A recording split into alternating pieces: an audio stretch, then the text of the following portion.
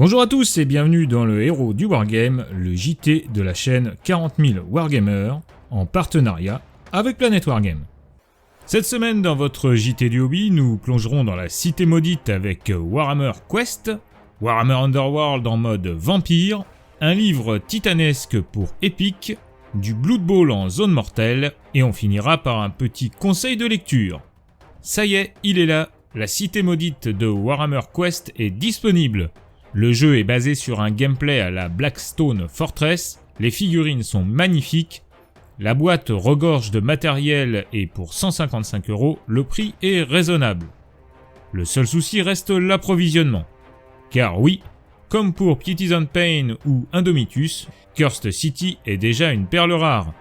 En effet, Games Workshop ne semble pas en mesure de contenter ses nombreux fans, surtout dans la langue de Molière. Est-ce ici une volonté de l'éditeur de créer la pénurie ? Nous ne le pensons pas. Cette récurrence ressemble plutôt à un problème inhérent à la capacité de production de Games Workshop, qui pour augmenter celle-ci devrait investir, cela augmenterait évidemment sa production, donc son chiffre d'affaires, mais pas forcément ses marges bénéficiaires. C'est une problématique industrielle qui frustre les fans, et c'est bien dommage. Il n'en reste pas moins que ce Warhammer Quest est un succès, montrant ainsi la puissance de l'univers du type vieux monde dans un format alliant jeu de plateau et jeu de figurines, avec cette pincée de JDR qui nous plaît tant. Espérons que Games Workshop réimprimera ce jeu, tout comme ce fut le cas avec Indomitus. Pour l'instant, il reste encore quelques précieuses boîtes chez nos revendeurs partenaires, alors n'hésitez pas à les contacter pour vous renseigner directement auprès d'eux. Pour se faire plaisir et en savoir un peu plus sur l'histoire de Ulfenkarn, notons la sortie du livre Cursed City, qui, en plus de vous conter les aventures des héros de la cité maudite, portera en son sein les règles pour un nouveau héros.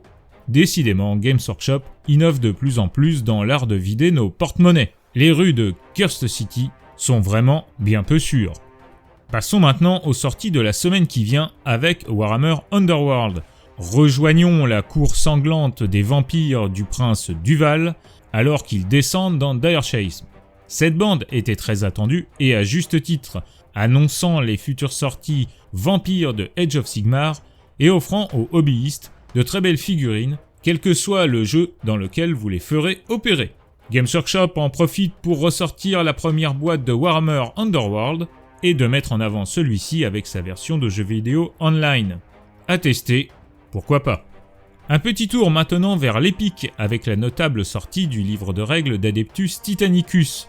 Le jeu est attrayant, ça c'est sûr, mais reste à voir si nous aurons le droit à une version française des règles, et ça fait pas plaisir. Blood Bowl sort son premier supplément de la deuxième saison avec Zone Mortelle.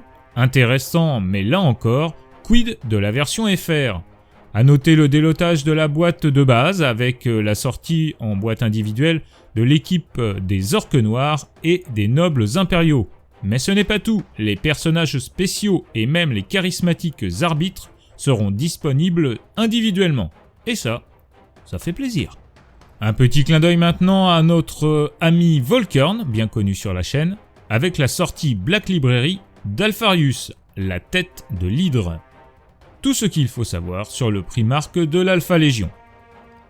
Avant de nous quitter, vous reprendrez bien un peu de Cité Maudite avec la figurine de Lady Hanika, la lame assoiffée. Membre éminente de la noblesse vampirique d'Ulfenkarn, cette figurine annonce sans doute ce que seront les sorties des futurs add-ons de Warhammer Quest.